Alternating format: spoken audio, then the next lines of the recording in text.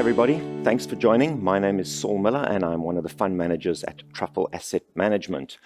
This is the performance of the Nedgroup Balance Fund since inception. The last year has been a tough year for us. You'll see on this slide what detracted from our performance over the last year, and it was our hedge on the US market. We still think the US market is expensive, and we are hence still maintaining an underweight to equity for our funds. There were some contributors to performance as well. So what you'll see is that our holdings in offshore equities added quite a bit to performance. Our exposure to domestic banks like Investec and ABSA also contributed to performance. And some of our holdings in some of the foreign dual-listed shares on the market also contributed to performance earlier in the year, like Richemont. With that, let me move on to my economic overview. I'm going to start with the US. The US market's been very resilient despite fairly tight monetary policy. On the slide here, what you see are Fed rates adjusted for inflation.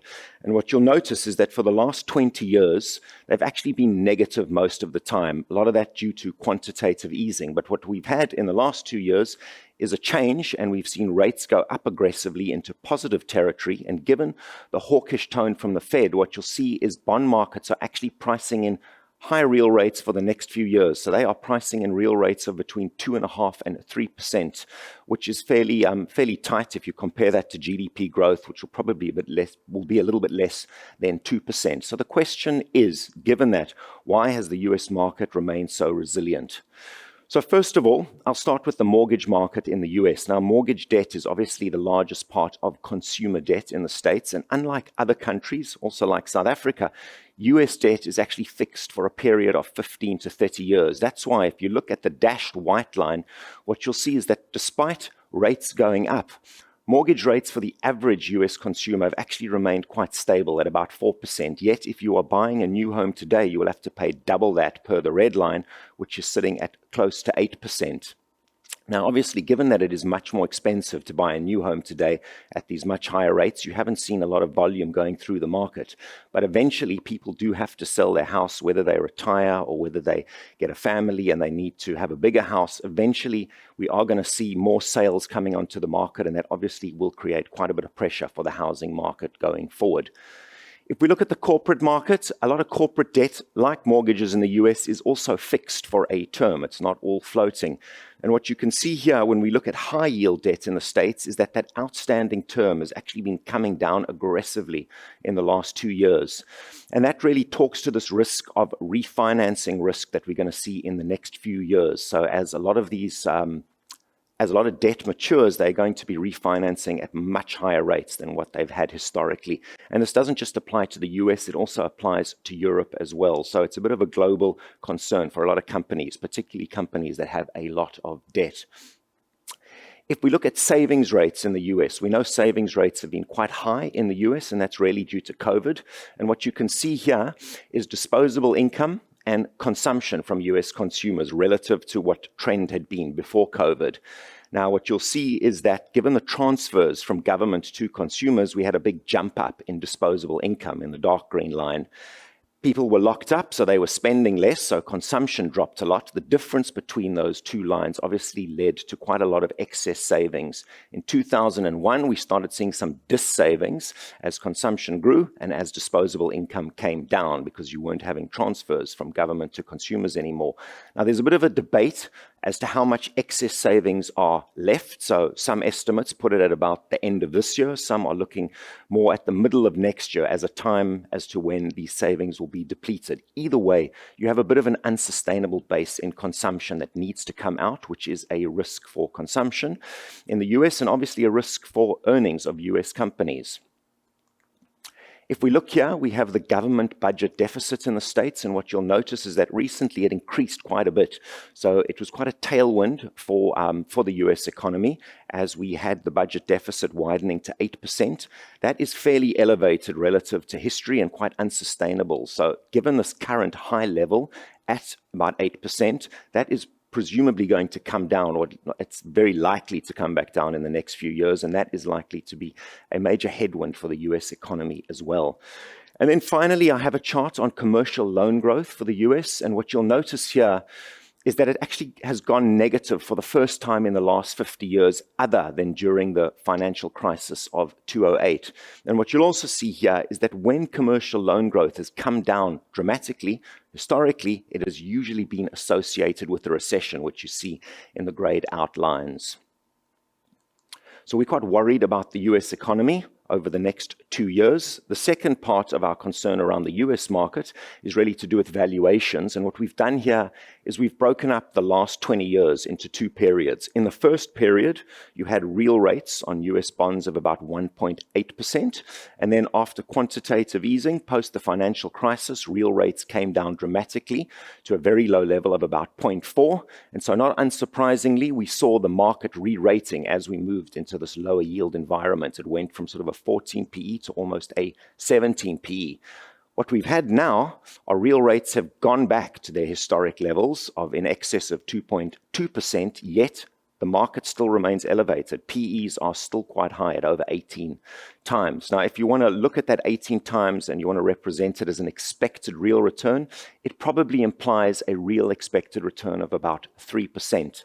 Now, when you compare that 3% from the US market to bonds of about 2.2% real, that doesn't give you much of a margin of safety, which is why we would prefer bonds and cash over equity when we look at the US market. Moving on to China. The reopening for China has been quite disappointing, and there's obviously a lot of question marks going forward as to what form the stimulus will take. Now, debt growth, and here we're showing you the credit impulse, which is the rate of change of debt in China, has been quite muted, and it's not unsurprising. We know that gearing levels in China are very high, or debt to GDP levels are very high, and the government is trying to move the economy into more of a consumption-based economy and less of an investment one, which is very debt-intensive.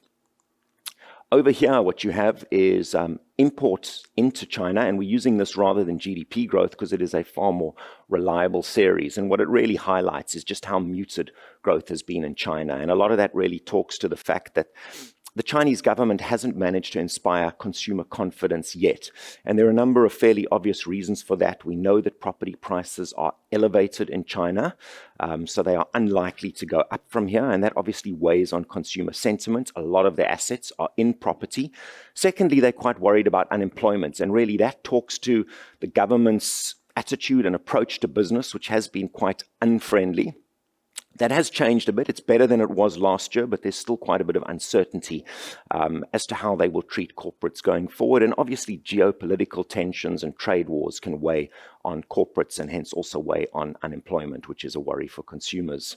There are some levers that are left to pull in China. Interest rates are very low in China, unlike the rest of the world, and so they can increase their debt levels. But given what I said earlier, I think that is reasonably unlikely at this stage. The other thing they can do is they can take debt from the local authorities and move it to the central government, which will free up the local authorities to operate a bit more effectively and invest more, which could also be helpful to the economy. And then the most obvious thing are just to continue to increase the transfers from government to consumers. And that can take many forms. Obvious examples would be lower taxation or improvements in welfare.